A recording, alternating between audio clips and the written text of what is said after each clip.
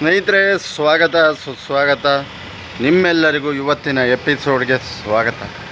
ನಮ್ಮ ದೇಶದಲ್ಲಿ ನಮ್ಮ ಇಂಡಿಯನ್ಸ್ಗಳು ಎಷ್ಟು ಮುಗ್ಧತೆಯನ್ನು ಬಳಸ್ಕೊಂತಾರೆ. ಇವರು ನಮ್ಮ ದೇಶದ ಒಂದು ಯುವ ಜನತೆಗಳ ಮುಗ್ಧತೆಯನ್ನು ಕೆಟ್ಟದಾಗಿ ಬಳಸ್ಕೊಂತಾರೆ ರಾಜಕೀಯ ಪಕ್ಷಗಳು ಅನ್ನೋಕ್ಕೆ ಇದು ಸಾಕ್ಷಿ.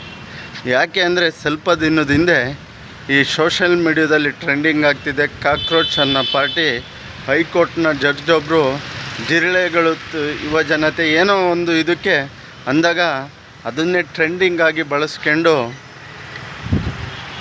ನಮ್ಮ ಭಾರತದ ಪೌರತ್ವ ಇಲ್ಲದಂಥ ಒಬ್ಬ ವ್ಯಕ್ತಿ ಕಾಕ್ರೋಚ್ ಜನತಾ ಪಾರ್ಟಿ ಅನ್ನೋದನ್ನ ಸೃಷ್ಟಿ ಮಾಡಿಕೊಂಡು ಅಮೇರಿಕದಲ್ಲಿ ಕೂತಿದ್ದಾನೆ. ಅಂದರೆ ಅದು 20 ಮಿಲಿಯನು 18 ಮಿಲಿಯನು ಏನೋ ಅವರು ಖಾತೆ ಫಾಲೋವರ್ಸ್ ಆಗಿದ್ದಾರೆ.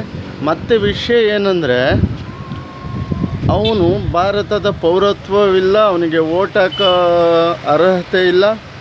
ಆ ಖಾತೆಯಲ್ಲಿ ಫಾಲೋವರ್ಸು ಜಾಸ್ತಿ ನಮ್ಮ ಇಂಡಿಯಾದಕ್ಕಿಂತಲೂ ಹೆಚ್ಚೆತ್ತುವಾಗಿ ಈ ಪಾಕಿಸ್ತಾನ, ಬಾಂಗ್ಲಾದೇಶ, ಕೆನಡಾ ಈ ಕಡೆಯಿಂದ ಫಾಲೋವರ್ಸು ಜಾಸ್ತಿ ಆಗ್ತಾಯಿದೆ. ಅವನು ಯಾವನೋ ಹೇಳ್ತಾನೆ BJPನ ಅನ್ಫಾಲೋ ಮಾಡಿ.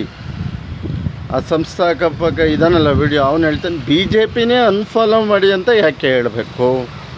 ಇವನು ಹೊಸ ಪಾರ್ಟಿ ಯುವ ಜನತೆಗೋಸ್ಕರ ಕೆಲಸ ಮಾಡೋನಾಗಿದ್ದರೆ BJPನ ಮಾತ್ರ ಯಾಕೆ ಅನ್ಫಾಲೋ ಮಾಡಿ ಅಂತ ಆಗಬೇಕು? ಅದಲ್ದಲೇ ಕಾಂಗ್ರೆಸ್ನವರು ಟಿ ಶರ್ಟ್ ಬಿಡುಗಡೆ ಮಾಡ್ತಾರೆ. ಅದರಲ್ಲಿ ಅಚಾನಕ್ಕಾಗಿ ಸಾಕ್ಷಿನೂ ಸಿಕ್ಕಿದೆ, ಕಾಕ್ರೋಚ್ ಪಾರ್ಟಿ ಸಪೋರ್ಟ್ ಅಂತ. ಇವ್ರ ಪಕ್ಷ ಇಟ್ಕೊಂಡು ಇನ್ನೊಂದು ಪಕ್ಷಕ್ಕೆ ಸಪೋರ್ಟ್ ಮಾಡ್ತಾರೆ ಅಂದರೆ ಇವರ ಕೈವಾಡ ಇಲ್ಲದೆ ಇರುತ್ತಾ? ಹೇಗೆ ಇವರು ಇನ್ನೊಂದು ಜನತಾ ಪಾರ್ಟಿ ಅಂತ ಸಪೋರ್ಟ್ ಮಾಡ್ತಾರೆ? ಇವರು ಕೈಲಾಗಲ್ವಾ ಎದುರಿಸೋಕ್ಕೆ? ಸ್ಟ್ರೈಟಾಗಿ ಬಂದು ಎದೆ ಕೊಟ್ಟು ನಿಮ್ಮದು ತಪ್ಪು, ನೀವು ಮಾಡ್ತಾ ಇರೋದು ಅನ್ಯಾಯ, ಭ್ರಷ್ಟಾಚಾರ ಇದ್ದರೆ ಬಯಲಿಗೆಳಕ್ಕೆ ಆಗ್ತಾಯಿಲ್ವಾ ಸ್ನೇಹಿತರೆ?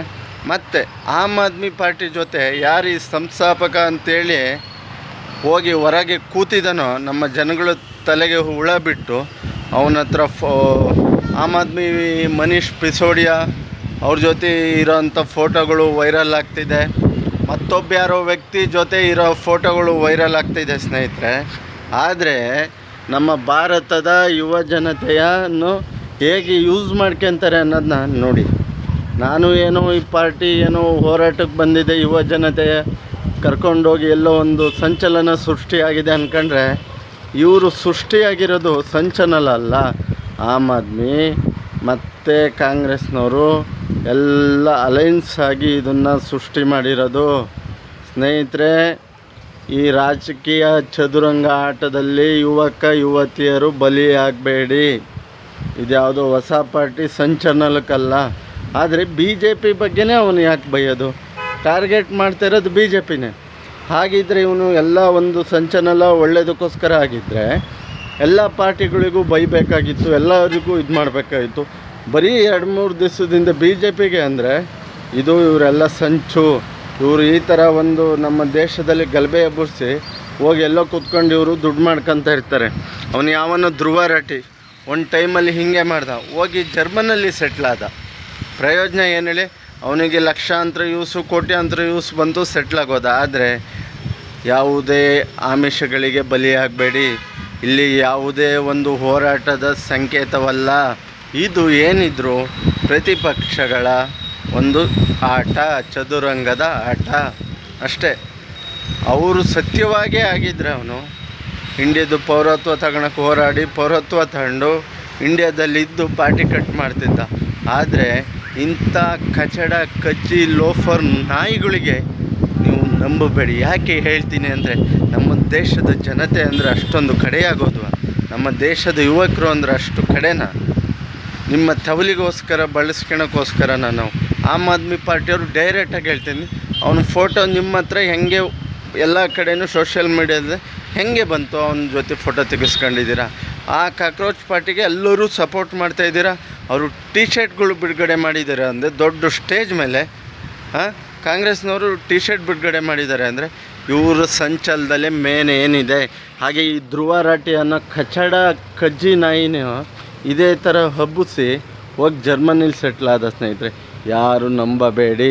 ಈ ರಾಜಕೀಯಕ್ಕೆ ನೀವು ಬಲಿಯಾಗಬೇಡಿ. ತುಂಬ ಹುಷಾರಾಗಿರಿ. ಏನೇ ಮಾಡಬೇಕಾದ್ರೂ ನೀವು ಜ್ಞಾನ ಇರಲಿ. ಒಂದು ಸಮಯ, ಒಳ್ಳೆಯ ಸಮಯ ಇಂಡಿಯಾಕ್ಕೆ ಬರ್ತಾಯಿದೆ ಏನೋ ಗೊತ್ತಿಲ್ಲ. ಆದರೆ ನೀವು ಯಾವುದೋ ಪಕ್ಷದ ಮೋಸಕ್ಕೆ ಬಲಿಯಾಗಬೇಡಿ. ಅಜಾರೂಕತೆ ಸೃಷ್ಟಿಸಿ ಇವರೆಲ್ಲ ಕೂತು ಈ ರಾಜಕೀಯ ಲಾಭಕ್ಕೆ ನೀವು ಬಲಿಯಾಗಬೇಡಿ. ನೋಡಿ, ಅರವಿಂದ್ ಕೇಜ್ರಿವಾಲ್ ಭಾಷಣದಲ್ಲಿ ಹೇಳಿದ್ದಾರೆ, ಅದೇನೋ ಗೊತ್ತಿಲ್ಲ. ನಮ್ಮ ಜನಗಳಿಗೆ ಎಷ್ಟು ಬೆಪ್ಪ ಮಾಡೋಕ್ಕೆ ನೋಡ್ತಾರ್ರಿ. ಅಷ್ಟು ಬೆಪ್ಪಗಳ ಕರ್ನಾಟಕದಲ್ಲಿ ಮುಂದಿನ ಸರಿ ಚುನಾವಣೆ ಬರ್ತಾಯಿದೆ. ಯಾರು ಕೆಲಸ ಮಾಡ್ತಾರೆ, ಯಾರು ಜನಗಳ ಉದ್ಯೋಗ ಮಾಡ್ತಾರೆ, ಯಾರು ಜನಗಳ ಪಾದದಡಿ ನಿಂತು ಕೆಲಸ ಮಾಡ್ತಾರೆ, ಯಾರು ಜನಗಳು ನನ್ನ ಅಣ್ಣ ತಮ್ಮದಿರು ಅಂತ ತಿಳ್ಕೊ ಕೆಲಸ ಮಾಡ್ತಾರೆ, ಯಾರು ಜನಗಳ ದುಃಖ ಅರಿತಾರೆ, ಅವ್ರನ್ನ ಆಯ್ಕೆ ಮಾಡಿ. ಇಂಥ ಅಡ್ಡದಾರಿ ಹಿಡಿದು ಜನಗಳ ಮಧ್ಯೆ ಬರೋಕ್ಕೆ ಹೋಗೋ ಅಂಥವ್ರನ್ನ ಚಪ್ಪಲಿಲಿ ಹೊಡೆದು ಆಚೆ ತಳ್ಳಿ. ಅವನು ಯಾವ ಪಕ್ಷದನಾರೋ ಈ ಥರ ಅಡ್ಡದಾರಿ ಮಾಡೋಕ್ಕೆ ಗೆಲ್ಲಕ್ಕೆ ಬಂದರೆ ಚಪ್ಪಲಿಲಿ ಹೊಡೆದು ಆಚೆ ತಳ್ಳಿ ನೀವು ಬನ್ನಿ. ಯಾಕೆ ಈ ಮಾತು ಯೂಸ್ ಮಾಡ್ತಾಯಿದ್ದೀನಿ ಅಂದರೆ, ಜನಗಳನ್ನು ಈ ಥರ ದಡ್ರು ಅಂತ ಯೂಸ್ ಮಾಡ್ಕೊಳ್ಳೋದ ನಾಚಿಕೆ ಆಗಲ್ವ? ಶೇಮ ನೀವು. ಸ್ನೇಹಿತರೆ, ಇಲ್ಲಿಗೆ ಈ ವಿಡಿಯೋ ಮುಕ್ತಾಯ ಮಾಡ್ತಾಯಿದ್ದೀನಿ. ದಯವಿಟ್ಟು ಏನಾದರೂ ತಪ್ಪಾಗಿದ್ದೆಲ್ಲ ಕ್ಷಮಿಸಿ. ಯಾವುದೋ ವ್ಯಕ್ತಿ, ಯಾವುದೋ ಪಕ್ಷದ ಪರವಾಗಲ್ಲ, ನಮ್ಮ ಇಂಡಿಯಾಕ್ಕೆ ನಾಯಿದ ಪರವಾಗಿ. ಇವರು ಮಾಡ್ತಿರೋದು ಅಡ್ಡ ದಾರಿಯಲ್ಲಿ ಬಂದು ಯಾರ್ದೋ ಒಂದು ಹೆಸರು ಕೆಡಿಸಿ ಇವರು ಮುನ್ನೆಲೆಗೆ ಬರೋಕ್ಕೋಸ್ಕರ. ಹಾಗಾಗಿ ನಿಮಗೆ ಯಾರಿಗೆ ಒಳ್ಳೆ ಕೆಲಸ ಮಾಡ್ತಾರೆ, ಒಳ್ಳೆ ಇದು ಮಾಡ್ತಾರೆ ಅಂಥವ್ರಿಗೆ ಮತ ನೀಡಿ ನಮ್ಮ ದೇಶದ ಒಂದು ಭದ್ರತೆಯನ್ನು ಅವ್ರ ಕೈಲಿ ಕೊಡಿ. ಆದರೆ ಯಾವುದೇ ಆಮಿಷಕ್ಕೆ ಬಲಿ ಆಗಬೇಡಿ, ಯಾವುದೇ ಮತ್ತೊಂದು ಕೆಲಸಕ್ಕೆ ಬಲಿ ಆಗಬೇಡಿ ಅಂತ ಹೇಳ್ತಾ ಇಲ್ಲಿಗೆ ನಾನು ಈ ವಿಡಿಯೋ ಮುಗಿಸ್ತಾಯಿದ್ದೀನಿ. ನಿಮ್ಮ ಆಶೀರ್ವಾದ ಪ್ರೀತಿ ಸದಾ ಇರಲಿ. ದಯವಿಟ್ಟು ಕಮೆಂಟ್ ಮಾಡಿ, ಲೈಕ್ ಮಾಡಿ, ಶೇರ್ ಮಾಡಿ, ಆಶೀರ್ವಾದ ಹರಸಿ ಅಂತ ಹೇಳ್ತಾ ಇಲ್ಲಿಗೆ ಈ ವಿಡಿಯೋ ಮುಗಿಸ್ತಾ. ಜೈ ಶ್ರೀರಾಮ್, ಜೈ ಜಗನ್ನಾಥ್, ಜೈ ಸಂಗೊಳ್ಳಿ ರಾಯಣ್ಣ, ಜೈ ಭೀಮ್, ಜೈ ಭೀಮ್, ಜೈ ಭೀಮ್.